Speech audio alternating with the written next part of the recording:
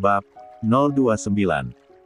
Zahwa tak berpikir dua kali untuk mengangguk, memiliki sahabat yang juga memiliki banyak beban hidup yang harus ditanggung. Zahwa jadi merasa tidak sendirian. Itu ada toko tas tuh, mau mampir? Entar gue bayarin.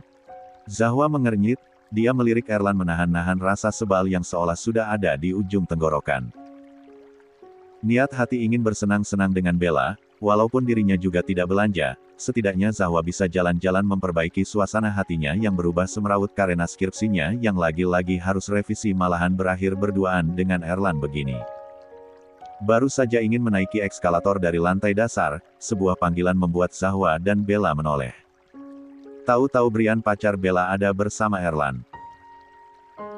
Disebut kebetulan juga terasa ganjil, belum lagi Brian yang memaksa Bella untuk mereka pergi berdua saja padahal Bella inginnya bersama Zahwa tapi Brian ngotot sehingga Zahwa jadi tidak enak sendiri melihat mereka yang ingin bertengkar. Jadilah dia membiarkan Bella pergi bersama pacarnya, meninggalkan Zahwa dan Erlan berduaan saja. Enggak, Kak. Makasih banyak. Aku kayaknya mau pulang aja deh. Masa pulang sih? Kan sudah di sini, mending jalan-jalan Han temenin gue. Sialan tuh si Brian malahan ngotot pengen sama pacarnya aja padahal dia datang ke sini bareng gue. Erlan berucap, berbohong tentu saja. Dia tak sengaja melihat Zahwa dan Bella yang ingin pergi di kafe kampus tadi, karena dia sedang bersama Brian jadilah dia memiliki ide mendadak untuk mengikuti dua cewek itu dan menyuruh Brian untuk membawa Bella pergi agar dia bisa memiliki waktu berdua dengan Zahwa. Gak usah sungkan gitu, gue bisa belikan lo apapun yang lo mau di mall ini, Han. Pilih aja sesuka hati lo. Zahwa benar-benar merasa ilfil seketika. Erlan ini kenapa sih? Dari kemarin-kemarin dia ngotot sekali ingin membelikan Zahwa sesuatu padahal mereka dekat saja tidak. Zahwa tidak paham kolerasi dari cowok itu yang begitu ingin membelanjakannya ini. Aku gak mau beli apapun, Kak, jawab Zahwa lebih tegas. Lagian, masa aku dibayarin Kak Erlan begitu aja? Aku kan bukan siapa-siapa. Enggak etis banget rasanya Kak Erlan belanjain aku. Erlan tentu terkejut mendengarnya apalagi melihat Zahwa yang menjadi kesal. Apa-apaan seharusnya dia senang bukannya jengkel begini. Makanya lo jadi apa-apa gue biar gue bisa dengan bebas belanjain lo. Apa sih, Kak? Zahwa tidak bisa menahan diri lagi untuk berucap seperti itu. Benar-benar risih dan tidak nyaman. Santai, gue bercanda kok. Erlan tertawa palsu berbanding terbalik dengan hatinya yang merasa marah melihat reaksi Zahwa yang menyinggungnya. Kak beneran aku mau pulang aja, niat aku juga mau nemenin Bella aja kok jadi kesini, enggak ada mau beli apapun. Mending Kak Erlan lanjutin niat Kak Erlan sendiri aja. Temenin gue kenapa sih Han? Lo gak suka gue apa gimana sih? Kok jadi sewot begitu? Zahwa jadi terdiam mendengar protesan itu. Cek. Sepertinya kakak tingkatnya ini tersinggung melihat keengganan Zahwa. Maaf Kak, aku agak risih aja Kak Erlan maksa-maksa aku buat belanja. Maksudnya, apaan sih? Kalau mau belanja juga aku bisa pakai uangku sendiri, gak usah dibayarin begitu. Erlan terdiam, tak menyangka Zahwa menuturkan jawaban itu. Maaf, Han soalnya cewek yang selama ini dekat sama gue selalu gue perlakukan kayak begitu dan mereka senang-senang aja bahkan seringnya meminta lebih. Tapi aku bukan bagian semua cewek itu, Kak.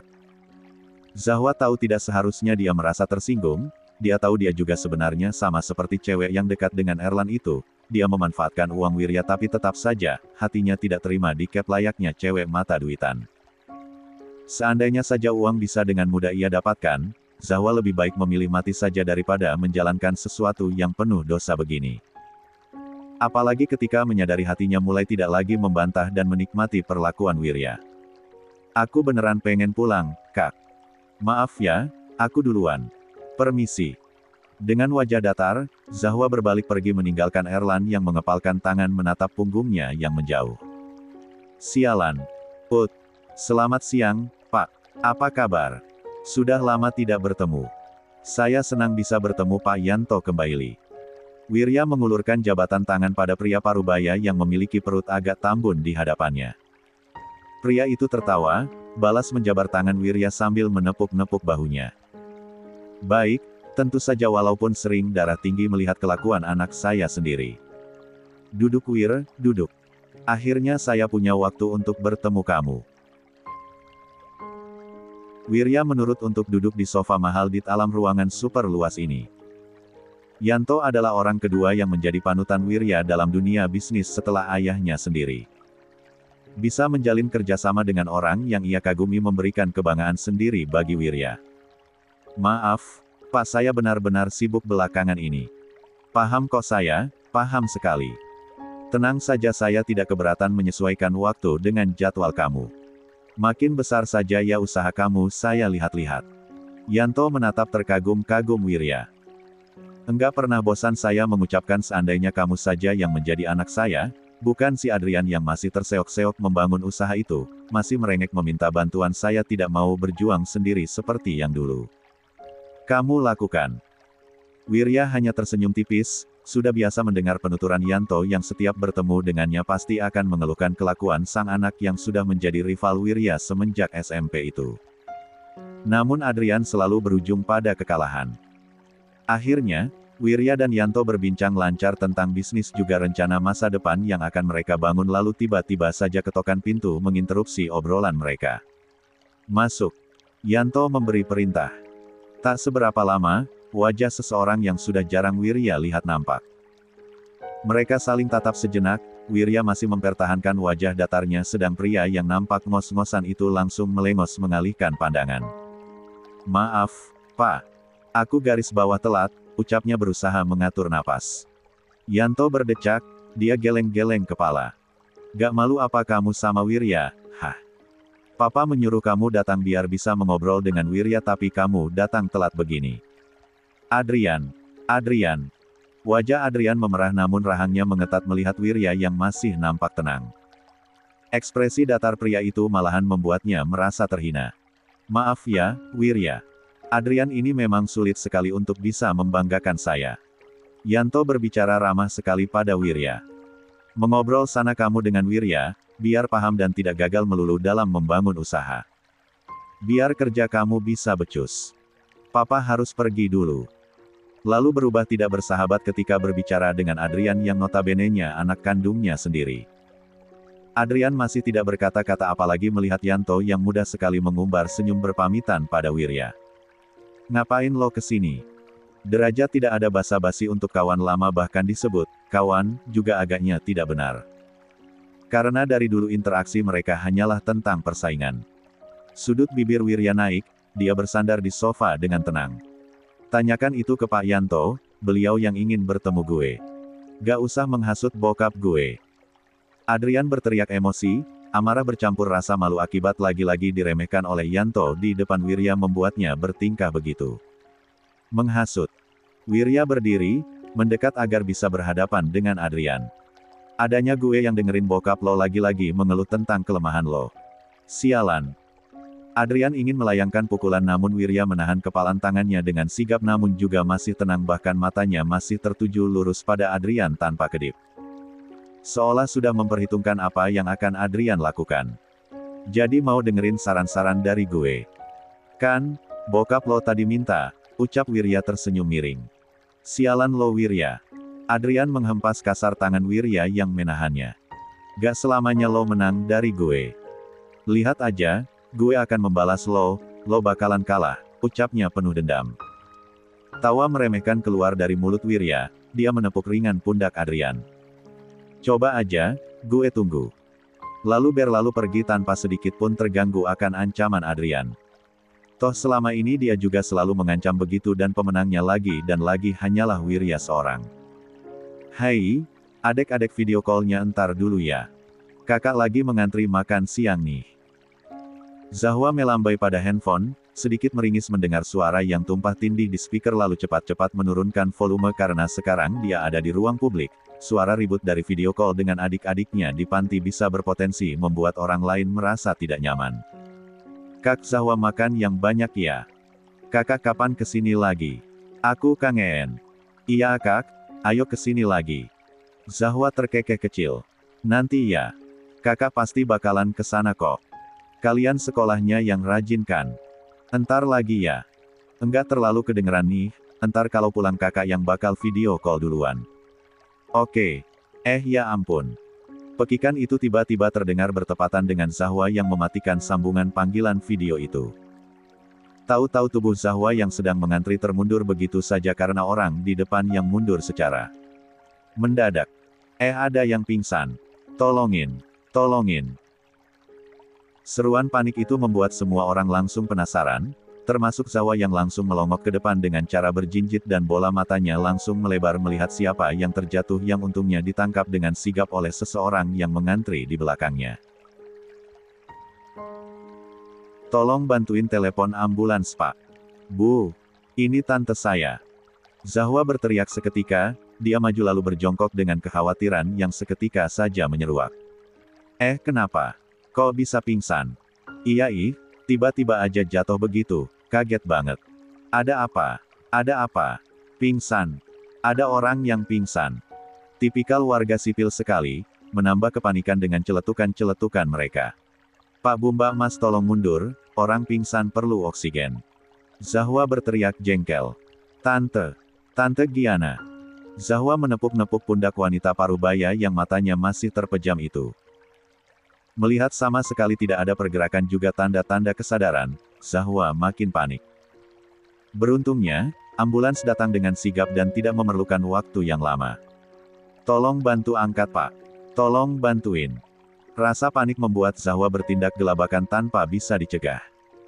Ketika petugas kesehatan mengangkat masuk tubuh Giana ke dalam ambulans, Zahwa juga ikut masuk karena dia satu-satunya yang kenal wanita itu. Seumur hidup Zahwa, dia sama sekali tidak pernah masuk ke dalam mobil ambulans yang melaju begitu cepat karena pasien yang kritis. Bunyi sirinenya membuat debar jantung Zahwa terasa di tenggorokan saking panik dan tegangnya. Mereka sampai di rumah sakit tanpa kendala berarti, Giana langsung dibawa menuju ruang gawat darurat. Oleh para perawat. Anda siapa pasien, Mbak? Seorang bertanya selagi mereka berlari menuju ruangan. Beliau mertua kakak saya, jawab Zahwa segera. Segera beritahu keluarga yang bisa dihubungi, Mbak. Baik, jawab Zahwa patuh. Tentu saja, pemikirannya langsung tertuju pada Wirya. Meski otaknya agak kacau karena terlalu panik bahkan handphonenya hampir terjatuh karena tangannya yang tremor sendiri, Zahwa berhasil menghubungi Wirya. Ada apa? Mas, Mama Mas Wirya ada di rumah sakit sekarang. Rumah sakit Pelita Anugerah. Cepetan ke sini. Di UGD, potong Zahwa langsung. Sit. Jelas sekali Zahwa bisa mendengar kata umpatan itu. Iya, aku kesana sekarang. Tante sudah baikan. Zahwa masuk ke dalam ruang inap VVIP yang ditempati Giana dengan sungkan. Dari UGD Giana dipindahkan ke ruangan ini, sepertinya dokter di sini mengenalnya. Zahwa tak terlalu heran, Wirya sudah mengatakan ibunya sakit itu berarti dia pasti sudah sering ke rumah sakit ini. Iya. Saya Zahwa, mungkin tante tidak kenal, saya adiknya Kak Renata. Tadi enggak sengaja melihat tante yang pingsan, karena saya kenal tante jadi saya langsung bawa ke rumah sakit, ucapnya cepat, segera sadar lupa. Memperkenalkan diri. Zahwa hanya pernah bertemu tatap muka cuma 2 kali yaitu ketika pertunangan dan pernikahan sang kakak lalu secara sembunyi-sembunyi ketika kedua keluarga yang berbesanan itu makan di rumah. Setiap pertemuan keluarga, Dian dan Renata selalu menghalangi Zahwa untuk ikut unjuk muka. Ada saja segala cara yang mereka lakukan untuk menahan Irwan yang dulu juga ingin mengajak Zahwa dalam setiap pertemuan keluarga dan ditambah ketika Irwan tiada, makin tidak diketahuilah sosok Zahwa di keluarga angkatnya sendiri. Iya, pantas saja muka kamu agak familiar. Adiknya Renata ternyata. Dulu kita pernah bertemu kan? Giana tersenyum lemah, senyum yang begitu mirip dengan milik Wirya. Terima kasih banyak sudah menolong tante ya. Kalau tidak ada kamu, enggak tahu gimana jadinya tante tadi. Zahwa tidak mengekspektasikan sikap ramah begini. Sejujurnya saja dia gugup entah kenapa namun sebagai sikap sopan santun, Zahwa mengangguk sambil tersenyum. Iya, tante sama-sama. Iya. Mas Wirya tadi sudah saya telepon, sudah mau 1 jam yang lalu sih tapi enggak tahu kenapa belum datang juga. Pasti karena macet. Oh ya. Waduh, tante bakalan dimarahi nih. Giana menggerutu, sikap yang membuat Zahwa agak kaget melihatnya. Terbiasa menghadapi Wirya yang kaku, Zahwa tidak menyangka sikap Giana jauh berbeda dengan sang anak tunggalnya itu. Zahwa tong bantu tante buat meninggikan ranjang dong. Tante harus siap-siap menghadapi kemarahan Wirya. Iya tante. Saya bantu. Dengan sigap Zahwa menekan tombol yang dengan perlahan membuat bagian ujung ranjang bagian kepala naik. Sudah cukup, interupsi Giana memberitahu ketika merasakan posisinya sudah pas. Tidak usah terlalu kaku berbicara dengan tante. Kan kita keluarga, jangan sungkan-sungkan Zahwa. Zahwa terkesiap mendengarnya, belum sempat dia bereaksi. Pintu menjeblak terbuka begitu saja memunculkan sosok Wirya dengan napas yang ngos-ngosan juga wajah panik yang kentara. Setelan formalnya nampak agak berantakan, mungkin saja karena dia berlari untuk datang ke ruangan ini. Mas Wirya tenang, Mama sudah baik-baik saja. Sebelum Wirya membuka mulut, Giana sudah terlebih dahulu berucap. Wirya berdecak keras, dia melirik Zahwa secara kilat lalu mengambil tempat di sebelah perempuan itu. Dia mengambil tangan Giana, menggenggamnya tanpa malu. Meremasnya hati-hati dengan perasaan cemas luar biasa. Kok bisa sih Ma? Ngapain lagi coba? Sudah tahu Mama baru aja drop kemarin. Mama pengen banget makan soto Lamongan di tempat langganan kita itu. Cicit Giana, takut-takut menghadapi kemarahan sang anak. Wirya menghela napas keras. Kenapa kesana sendirian coba? Supir di rumah banyak, pembantu juga banyak yang bisa disuruh, omelnya. Mama bosan di rumah, pengen jalan-jalan sendiri. Sengaja enggak bilang ke Pak Ajun juga mbak-mbak di rumah soalnya mereka pasti mengadu ke kamu dan Papa. Oh iya, jangan beritahu Papa ya. Dia sedang ada di luar kota, entar gak bisa fokus bekerja. Mama gak mau Papa khawatir. Ma, Wirya nampak menahan rasa geram. Mama sadar gak sih yang Mama lakuin itu berbahaya? Gimana kalau pingsannya enggak ada yang melihat? Gimana kalau enggak ada yang mau menolong? Gimana? Zahwa mencubit sembunyi-sembunyi paha Wirya sebagai isyarat untuk pria itu menghentikan segala omelannya. Giana sedang dalam keadaan lemah, dibombardir dengan semua ungkapan yang Zahwa tahu sekali bahwa Wirya khawatir alih-alih marah itu terasa kurang etis saja. Giana meremas tangan Wirya dengan senyum tulus di wajahnya yang memucat ketika sang anak tiba-tiba saja menghentikan ucapannya digantikan helaan napas juga decakan. Maafin Mama ya. Mama sudah baikan tahu, tapi ternyata harus mengantri jadinya kelelahan. Untung ini ada Zahwa yang menolong Mama. Adiknya Renata, kamu pasti tahu kan? Emang jarang ketemu sih ya kita. Zahwa menahan diri untuk tetap bersikap tenang di situasi ini tapi tetap saja sekuat-kuatnya pertahanan diri Zahwa, dia masih tak mampu menatap Wirya. Alhasil dia hanya melirik kecil lalu tersenyum dengan grogi. Terima kasih. Sudah membantu Mama saya. Napas Zahwa tahan, tanpa sadar matanya menatap Wirya dan meskipun tidak kentara, Zahwa bisa melihat senyum samar di sudut bibir pria itu yang terangkat. Mata Giana nampak terpejam, dengan hati-hati juga tidak kagok sama sekali. Wirya menurunkan kepala ranjang agar berubah mendatar lalu memeriksa infus memastikan cairan di dalam sana keluar dengan lancar dan masih banyak. Setelah memastikan tidak ada sesuatu yang tidak beres, Wirya menaikkan selimut lalu mengusap perlahan rambut Giana dan selanjutnya kembali menggenggam tangan sang ibu. Sesekali mencium tangannya yang tidak ditusuk jarum infus itu. Semua itu tak lepas dari perhatian Zahwa yang duduk di sofa tepat di belakangnya. Memberikan waktu pada Wirya untuk berduaan saja dengan Giana. Zahwa terenyuh melihat betapa perhatian dan penuh kasih sayangnya perlakuan Wirya pada sang ibu. Pantas saja dia memilih menahan penderitaan akan rumah tangganya sendiri karena ternyata dia selalu mengutamakan Giana di atas segala-galanya. Saking tidak menyangkanya, Zahwa bahkan hampir-hampir tidak percaya yang ia lihat sekarang adalah Wirya tapi nyatanya ini memang benar-benar Wirya. Lagi dan lagi, Zahwa menemukan sisi lain dari Wirya yang sangat bertolak belakang dengan bagaimana dia terlihat selama ini. Wirya berbalik dan tubuh Zahwa menegak, tanpa sadar sedikitpun tidak mengalihkan pandangan membuatnya malu tertangkap basah begini namun sepertinya pikiran Wirya terlalu kacau sampai tidak menyadarinya. Pria itu mengambil tempat duduk di sebelah Zahwa lalu menyandarkan kepalanya begitu saja di bahu kecil itu.